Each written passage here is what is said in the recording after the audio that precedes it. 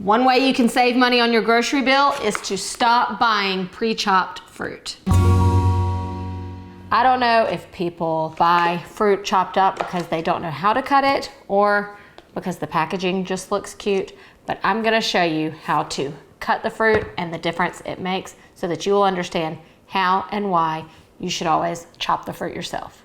All right, I'm starting with the pineapple. This is about to blow your mind. Before you cut your fruit, you always want to be sure to wash the outside, even if you're not going to eat that part, because you don't want to transfer the bacteria onto your cutting board.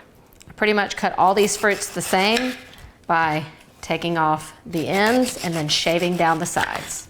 I don't want to shave off too much the first time around, so I always go back a second time. Just run the knife along the sides of the core and chop away.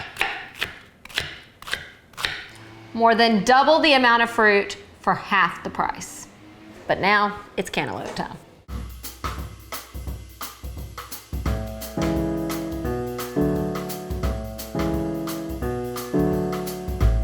Another impressive move. A bowl of pre-chopped cantaloupe, $4.27.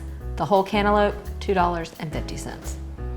If I haven't convinced you by now, wait till you see the watermelon.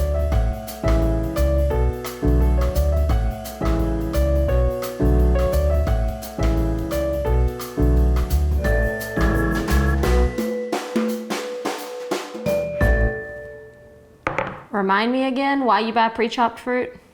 There you have it. Cutting your own fruit not only saves money, but also saves on packaging and the earth. So there's another bonus. Plus, mindless spending just stresses me out. So do yourselves a favor this summer and cut your own fruit, save the money for those summer vacations. For more videos like this, don't forget to follow MyRecipes on YouTube, Instagram, and Facebook.